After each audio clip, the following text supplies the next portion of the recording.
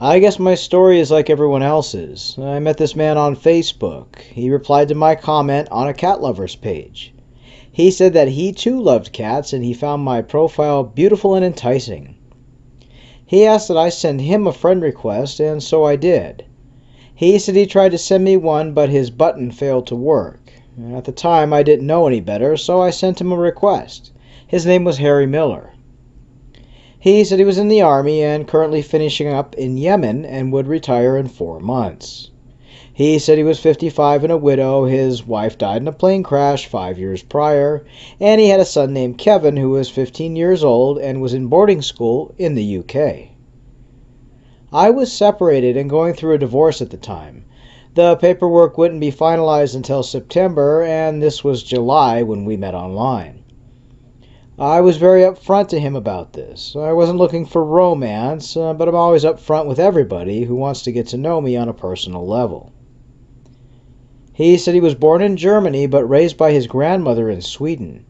He then came to the States to live with his uncle when he was 18, and he joined the military shortly after. He said he got his U.S. citizenship by joining the military. He met his wife, and when she died in the plane crash, he said it destroyed him, and his son was totally out of control, so he sent him to a boarding school. Harry said he had a home in Florida, but wanted to retire in my state when he finished life in the military. He wanted to sell his home, and he said he had a home in Orlando. He gave me the address, and I looked it up, and it was a nice house. He said he had listed it for sale, and which I did find it listed on Zillow and Redfin for sale. He said that my state had great people, great medical and hospital care, and he wanted to live in my state. I live in a very small town, and I own my own home, but I wanted to move to a bigger city to be closer to my family, and I let him know that. We did the normal chatting, getting to know each other, and Harry asked me if I had WhatsApp, to which I did, and we added each other on there. He had a Florida phone number, so I didn't question it. He said he was directing peace missions in Yemen and overseeing the doctors as he was helping run a field hospital. When I asked if he was a doctor, he said no, but he's in charge of all the hospitals and the troops. I found it odd, but I didn't understand military life anyways. We started chatting more, and as time went on, he was very sweet and romantic. He asked for my address, to which I felt safe giving it to him. A few days later, I received roses from a local floral delivery shop, and the card said, "From your love, Harry." I was shocked and surprised. How can he send such sweet things? What's funny, though, is I know the florist who owns this shop. Again, it's a small town, and I've been here for decades, so I kind of know everyone who runs all the local shops. I called her to let her know that the roses were beautiful, and she and I are in the same weekly book club, so she let me know it was an order off 1-800-Flowers website, and they just sent the order to her store as it's the closest delivery company for flowers. I mentioned to her Harry, this man that I met, sent them, and that I had met him online. She paused and said, "Oh," and stopped and looked on her computer. I could hear her typing. She let me know a woman from California ordered them through the site. Now, I know she wasn't supposed to let me know this personal info, but I think she felt that since I mentioned to her that I met him online, that maybe there was some kind of issue with him being a catfish. Well, I thanked Harry for the flowers, and I brought up that a woman in California sent them. I lied and said the invoice came and they had left her name on the info. He paused and told me that it was his personal assistant and that every military man has one. Well, I knew that was a lie. There's no way that the military works like that. A personal assistant for every military man? Come on. I played along, and in my head, I never thought he was a scammer. I thought maybe he was a married man, or was or had used his wife's credit card and got caught. I excused this and went on chatting, more or less guarded just to see what he would say, but in my head, I had convinced myself he was just a married man and that was it. He became more romantic. He even asked if I paid my bills online as he wanted to help me pay them. I found that odd, and I told him no, I pay them in person at the bill pay place inside the grocery store. He kept insisting I get my online bill pay set up and he'll pay my bills. Everything screamed at me that he's a married man and he's trying to keep me as a mistress. I told him no, I didn't need his help. He then asked if I would be able to buy him an iTunes gift card, because in the military they need them and he can't access them online and there's no store in Yemen that sells them. I told him a little lie. I live way far out in the country. The nearest store is 4 hours from me, and I can't drive at night, because we always chat late into the night and early morning hours, and that's when he asked for the card. He actually Googled the nearest store that had them and requested that I go get them, saying, "It's not that far. They're open till midnight, honey." I told him if he can Google where I can buy a gift card, then he can certainly order one online. He obviously has internet access. He said his bank was frozen until he returned home.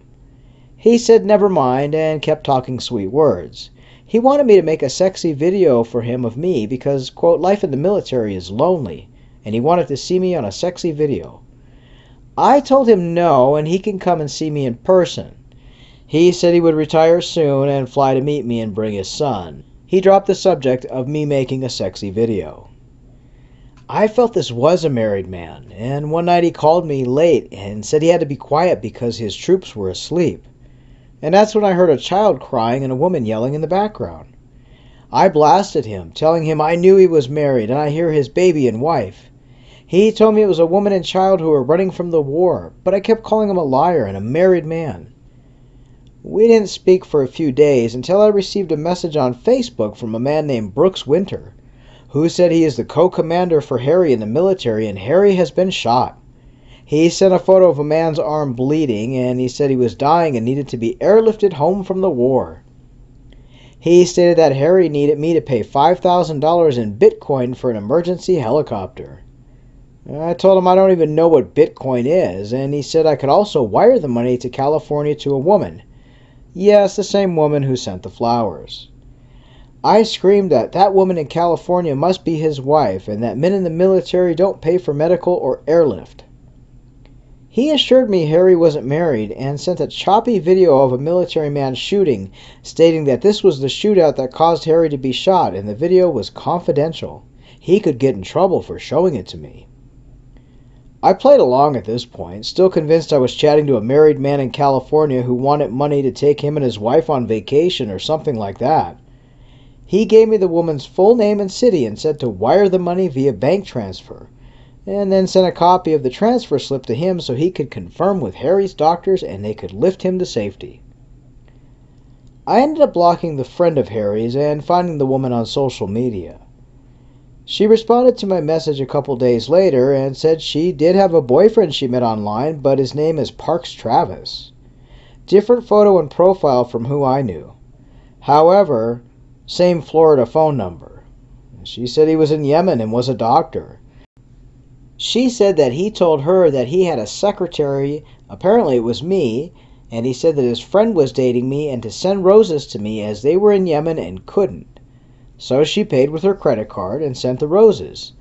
And her boyfriend, Parks Travis, was paying her bills through an online banking system. He paid the cost of the flowers the next month. She had never met her online boyfriend, Parks Travis, and said that after the bills were supposedly paid, the payments had bounced due to fraud activity. We put our heads together and came up with that we were dating the same person online, but different names and different fake photos.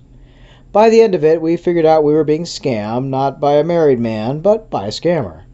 We compared voice messages, and it was indeed the same man.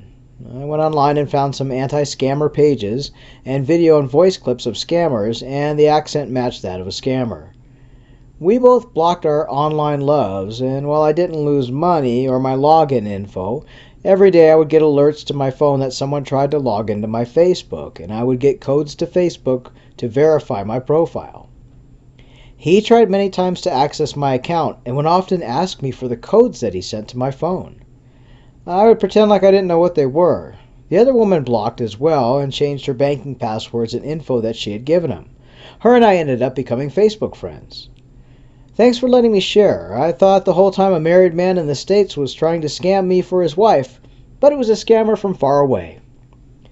We'd like to thank this lady for sharing her story. Scammers often play victims against each other and use them as money mules and as a way to transport money back and forth.